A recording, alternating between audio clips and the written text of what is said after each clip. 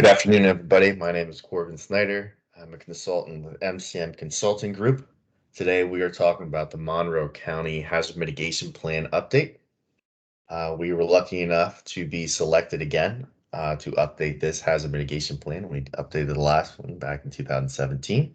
Thank you all very much for joining us today. During this meeting, we'll be discussing what exactly is hazard mitigation planning. We'll be discussing the update process. We'll be discussing various sections of the plan, such as the risk assessment section, the capability assessment, and mitigation strategy sections. We'll be going over some next steps and a conclusion for you all. Again, thank you all very much for joining us. So, why is hazard mitigation planning necessary? Well, it has to do with the Disaster Mitigation Act of 2000, which amended the Robert T. Stafford Disaster Relief and Emergency Assistance Act, the Stafford Act, which in short requires all local jurisdictions to have a mitigation plan in place in order to receive certain types of disaster assistance and hazard mitigation funding. The current hazard mitigation plan was adopted and promulgated by the Monroe County Commissioners.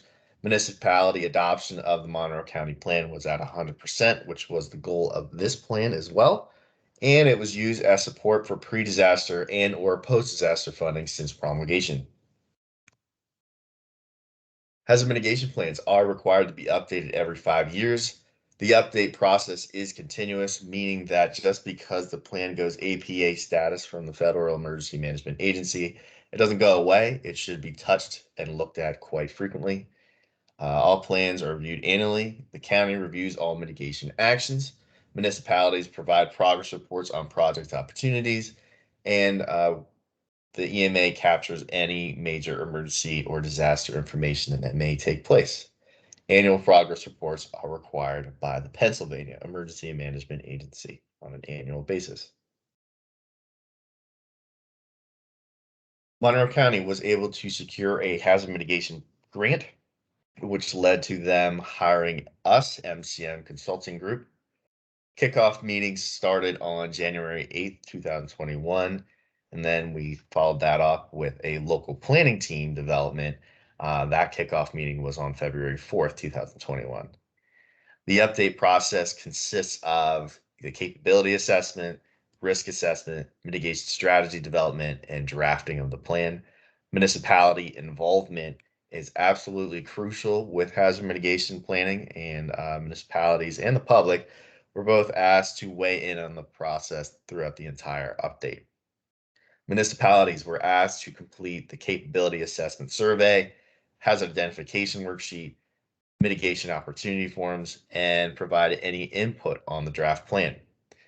They are asked to participate in meetings, and then eventually, once the plan becomes APA status, the municipalities can adopt the county plan as their own municipal plan.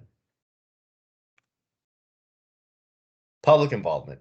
The public is asked to identify any hazard areas in their municipalities, participate in surveys and assessments. Multiple surveys were given out to the public in an effort to engage the public and see what they may think is the biggest threat to Monroe County. Participate in meetings, and we also had a dedicated hazard mitigation plan website at the link at the very bottom of the screen right now. That website offered several different resources and reading material about hazard mitigation planning and what all we're trying to accomplish with this plan update. So the capability assessment. Capability assessment assessed the county and municipalities. Um, it assessed the following: planning and regulatory capability, administrative and technical capability, fiscal capability, community political capability. It basically measures any gaps or weaknesses that may exist at both the county and municipal levels. The capability assessment information can be found in Section 5 of the 2021 Monroe County HMP. So, 44 CFR requirement says the risk assessment shall include a description of the type of all hazards that can affect the jurisdiction. So, that's exactly what we did. When identifying hazards, we noted any type of past presidential, municipal, county disaster declarations, such as, severe winter storms, flash flooding back from, whatever tropical storm or hurricane that may have impacted Monroe County. We developed a list of natural and human caused hazards. Some of the hazards that were in the last plan included flooding, winter storms, drought, wildfire, etc. The standard. This plan update included a couple new ones, such as emergency services shortage. That has to do with a shortage in volunteerism at our fire departments and police and EMS agencies that we felt should be profiled in this plan update. New hazard profiles also included opioid and substance abuse, cyber terrorism incidents. We used a hazard identification risk evaluation worksheet, which was completed by all municipalities and completed by the local planning team to basically gauge where each one of these hazards stands in Monroe County. Another 44 CFR requirement states the risk assessment shall include a description of the location and extent of all hazards that can affect the jurisdiction. The plan shall include information on previous occurrences of hazard events and the probability of future hazard events. Again, that's exactly what we did. We identified the location and geographic extent by using mapping services and local knowledge.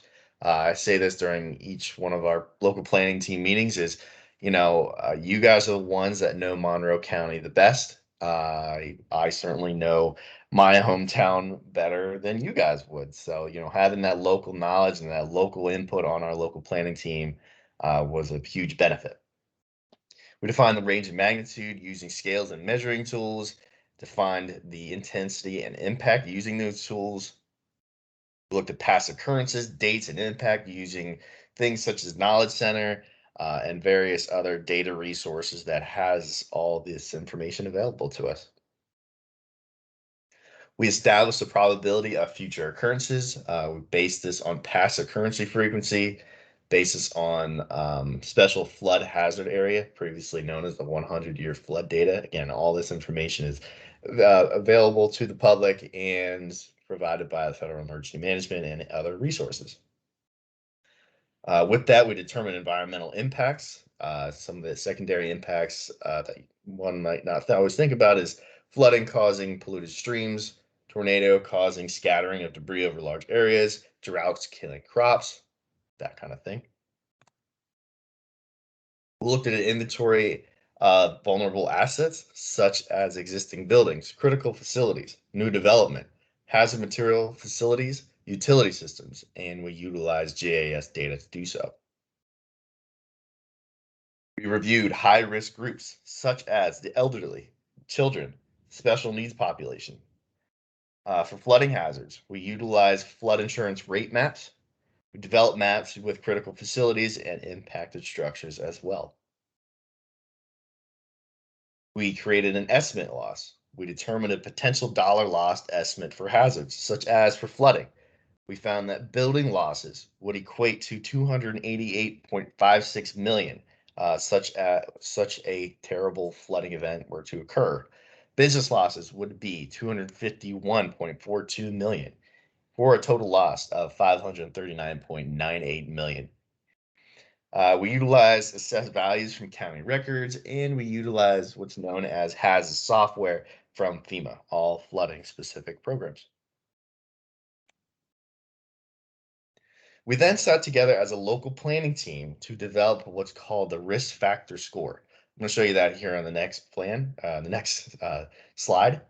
The local planning team consists of a very diverse group of people that are highly knowledgeable about Monroe County, and one person might have experience with invasive species, where the other one might be very well trained in emergency services or flooding, or the sky's the limit with that.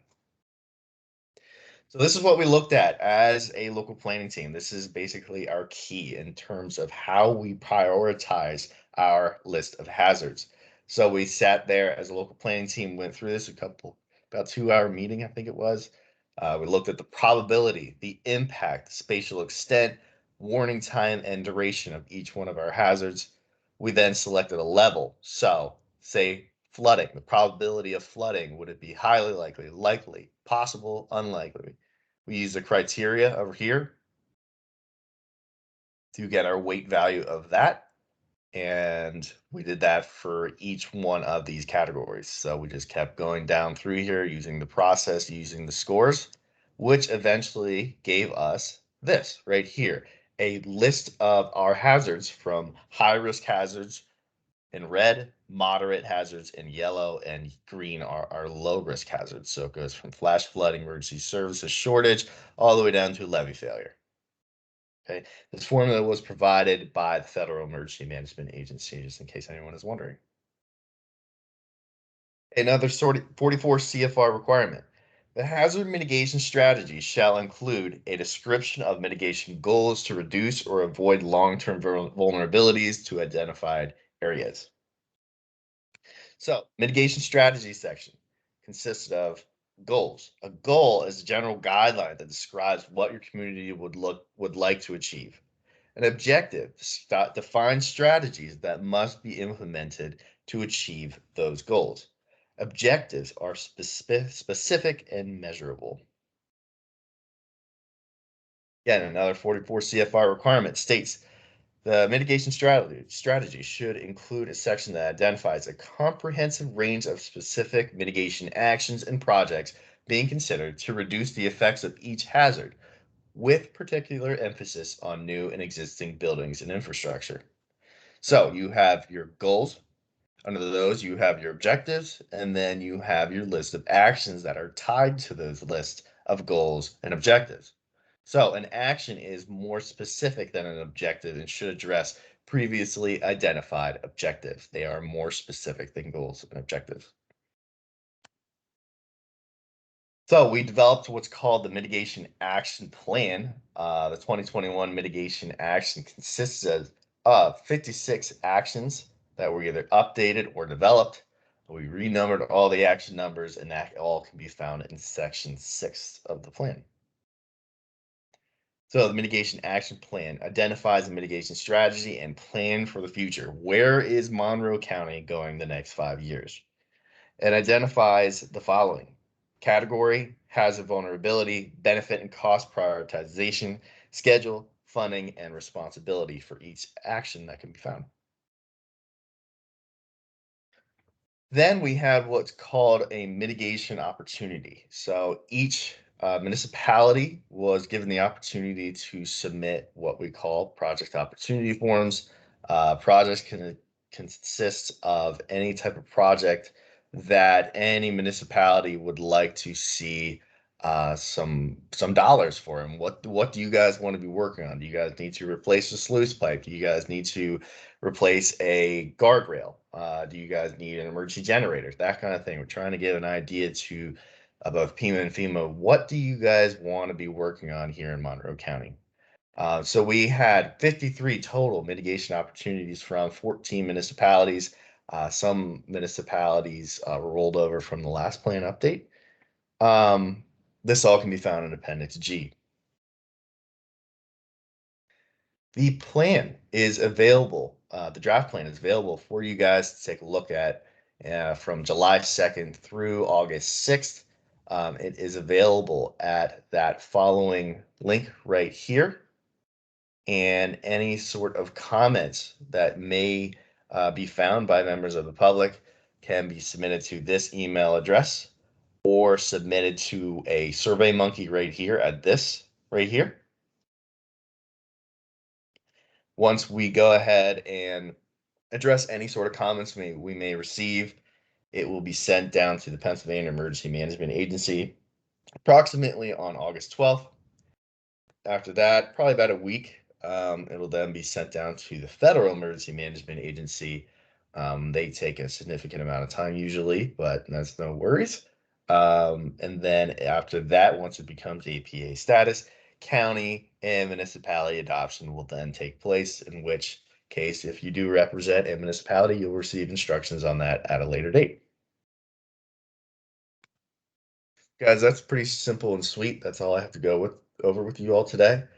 If there are any questions, comments, anything at all, you guys are more than welcome to contact the Monroe County Office of Emergency Management or myself right here. Again, my name is Corbin Snyder. That is my cell phone number. Call, text me, whatever you'd like to do. And that's also my email address if you prefer that way. Thank you all very much for joining me today, and I hope you have a good rest of your day. Take care.